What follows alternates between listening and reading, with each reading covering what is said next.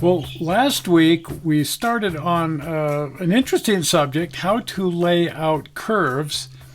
And this week I was planning to move on to vertical curves, but the commenters from last week came up with so much good material, I thought, man, we need to cover some of this material. So do read the comments and see what everybody's been saying here about this. There's some great information in there, and if you have anything to add, please join in the conversation. It's turning out to be really valuable information. We sort of lightly brushed on kinky curves, which is to say curves that end up with a kink in them. One of these can be a radius that is not consistent, but more often than not, it's some point in the curve where there's an actual kink in the curve, usually caused by there being a joint in the curve. This can also happen if you're using modular track like the Cato or Bachmann systems, the Easy Track and so on. If you're not following one of their exact track plans, you may be kind of using a 22-inch radius here and an 18-inch radius there, and at some point in time nothing lines up, and so you snap your modules together and they don't quite come together right. That's another good source of kinks. But what we're really talking about here is using flexible track and then having a joint between 2 3-foot lengths of flexible track on an indoor railroad or 6-foot lengths of track on an outdoor railroad. And if you have a joint partway through your curve, you're very likely to end up with a kink like this.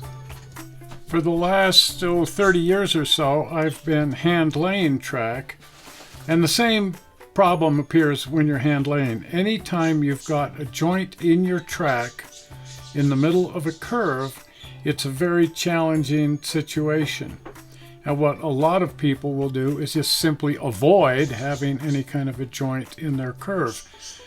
Although that sort of limits your track planning capability, you're stuck with trying to figure out some way to design your railroad so that the joints always occur on tangent track.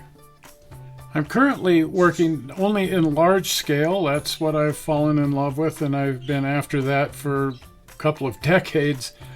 And the rail lengths here are 6 feet long. Typically with the smaller gauges, the rail lengths are 3 feet long. So you can see how that really limits your track design if you can't have a joint in the middle of a curve.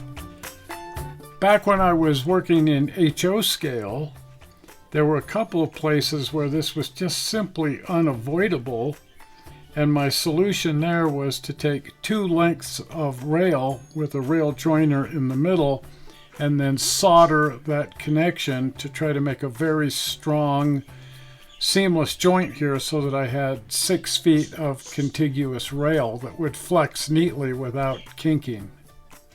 And I assume you could do the same thing with flex track. You just have to slide your plastic ties back out of the way, as far away from the joint as you could, and then solder both rails together, of course using a rail joiner, and then soldering that and trying to make a good strong joint there that won't kink. When working outdoors on the outdoor part of my railroad, I would never consider doing this because I have as much as a 140 degree temperature variation in the temperature of the rails between a bright sunny day when the sun is beating down on the rails. And I have observed that that will change the length of a 6-foot rail by about 1/4 of an inch. So I absolutely have to have expansion joints out there. For our metric speaking friends, that means that my rail lengths out there are 1.8 meters, and the gaps are opening up to almost 7 millimeters. While I'm using Yagas Creek Flex Track on the outdoor parts of the railroad, indoors I'm still using Yagas Creek rail, but I'm hand laying it. And when hand laying, it makes a lot of sense to offset these joints so that they're not directly across from each other. It's simple to do when you're hand laying.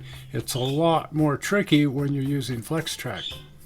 And it really requires using a flex track where you can easily move the ties around. but you can slide a whole bunch of the ties off so that you have rails exposed, and then slide back or cut back one of the two rails so that you're offsetting the joint, and then slide that offset rail into the ties that are already down and establish your joint there. And it would be possible to solder that rail joint, but even working indoors with the shorter lengths of rail this way, I still wouldn't solder every single joint. I might solder one or two rails together, but I still feel like you need to have some kind of an expansion joint periodically, even indoors. But never, ever, ever on a curve, only on a bit of tangent track.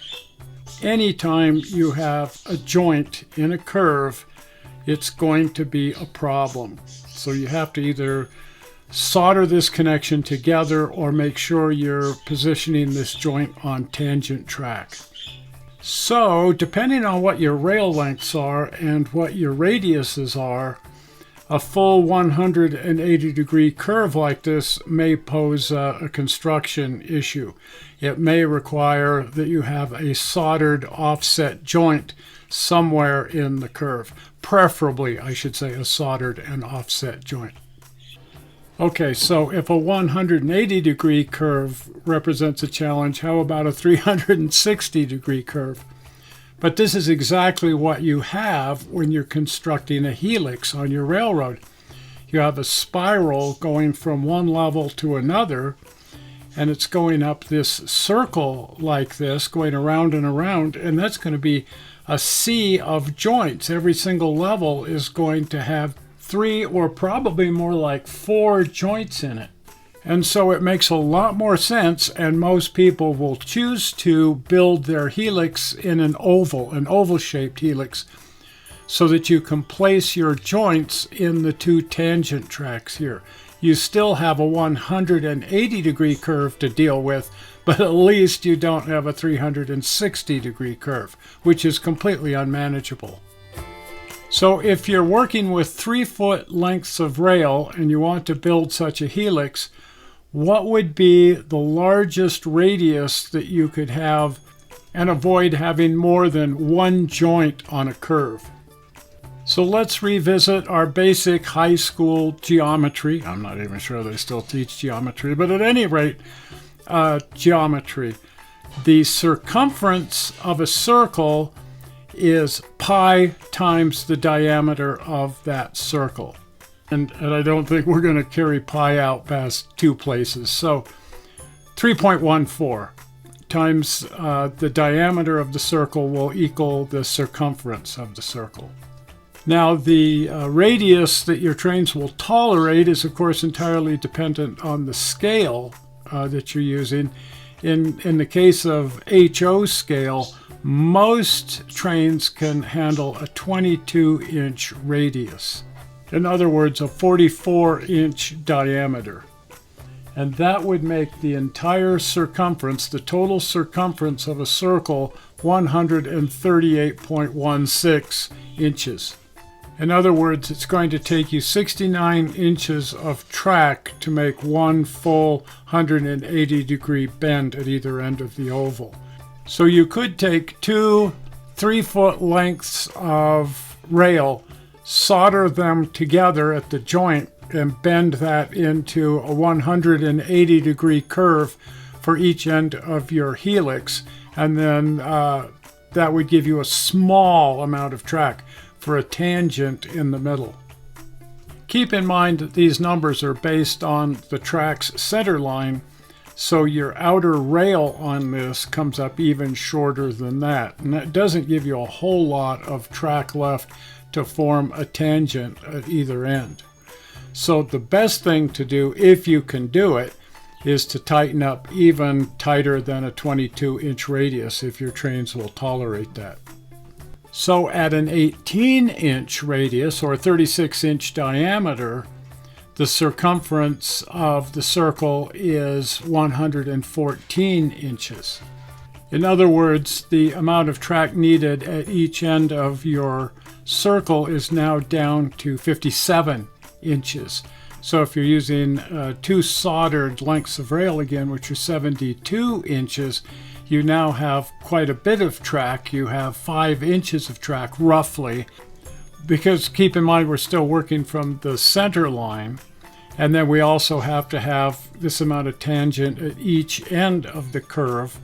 But that still gives us approximately 2 inches of tangent track at each end of our 180-degree loop. So it all depends on the radius that you need to use and the length of the tangent that you would like to establish in the center of your helix so that you can have an expandable joint there. You may find that you have to solder together 3 lengths of rail, so you have 2 soldered joints going around the curve in order to establish the right radius of curve and a proper amount of tangent track. And it's necessary to solder these tracks together before bending them into the curve. And so if you were trying to work with more than, say, 9 feet of rail, that would be a real challenge. It's tricky enough to do this with 2 lengths of rail soldered together, a 6-foot length of rail. So it's going to be an interesting construction challenge no matter how you slice it. But the moral to this story is always build a helix in an oval shape, not a completely circular shape. Well, I hope this hasn't proven to be completely boring, and I hope there's some valuable information here. And I'm glad you've stayed around to the very end. And so if you did find valuable information here, please click on the like button. And if you're not a subscriber to the channel, please subscribe by clicking on the upcoming blue button. Zoink! Right there, the blue button. Well, we're not sure how you found this video on the internet. We hope you didn't find it boring, and we will see you here on Sunday. We'll see you then. Bye-bye.